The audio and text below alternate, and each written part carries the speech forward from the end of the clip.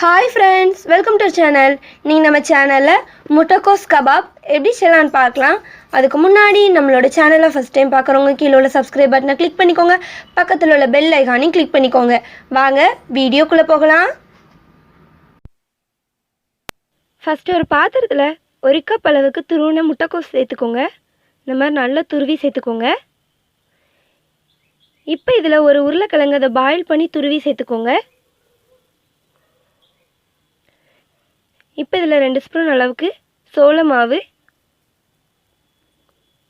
1 spoon chilli powder, 1/2 spoon pepper தூள்,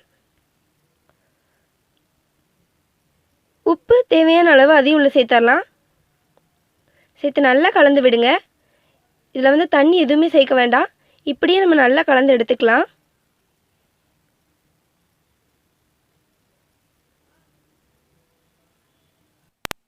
தண்ணி எதுவுமே சேர்க்காமல் இதை நம்ம இந்த மாதிரி மாவு ஸ்டேஜுக்கு கலந்து எடுத்தாச்சு.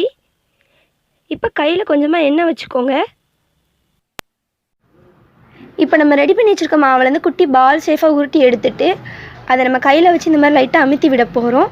நம்ம வடைக்கு செய்கிற மாதிரி தான் செஞ்சு எடுக்க போகிறோம். இதே மாதிரி நம்ம எல்லாமே செஞ்சு எடுத்துக்கலாம்.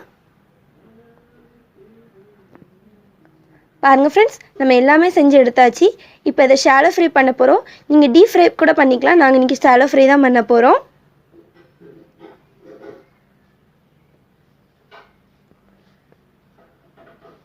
ஷாலோ ஃப்ரை பண்ணுறதுக்கு தோசைக்கல் வச்சுக்கோங்க. இது நல்லா சூடாகட்டும்.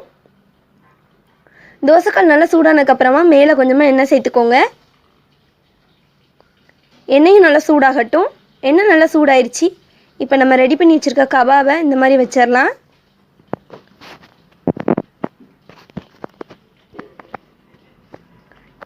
இந்த மாதிரி நம்ம ரெடி பண்ணி வச்சுருக்க எல்லா கபாபுமே வச்சிடலாம்.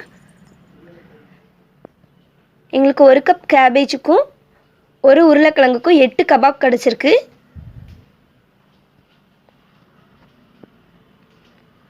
ஸ்டவ்வை லோ ஃப்ளேமில் வச்சு இது நல்லா ஷாலோ ஃப்ரை பண்ணி எடுத்துக்கலாம்.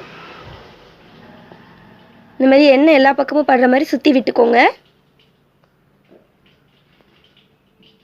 5 நிமிஷம் போல் ஆயிருக்கு. இப்போ இதை திருப்பி போடலாம். பாருங்கள் ஃப்ரெண்ட்ஸ், சூப்பரான கலரில் கிடச்சிருக்கு. இதே மாதிரி அந்த சைடு சூப்பராக ரெடி ஆகட்டும்.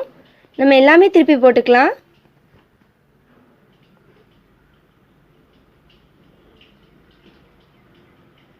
நம்ம எல்லா கபாபையும் திருப்பி போட்டாச்சு. அந்த சைடும் சூப்பராக ரெடியாகி வரட்டும். பாருங்கள் ஃப்ரெண்ட்ஸ், நமக்கு 2 சைடுமே சூப்பராக ரெடி ஆகிருக்கு. இப்போ அதை எடுத்து வெளியே வைக்கலாம்.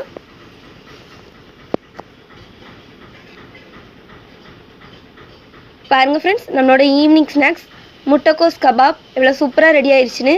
ரொம்ப ஈஸியாக செய்யலாம். டேஸ்ட்டும் சூப்பராக இருக்கும். நீங்களும் செஞ்சு பாருங்கள்.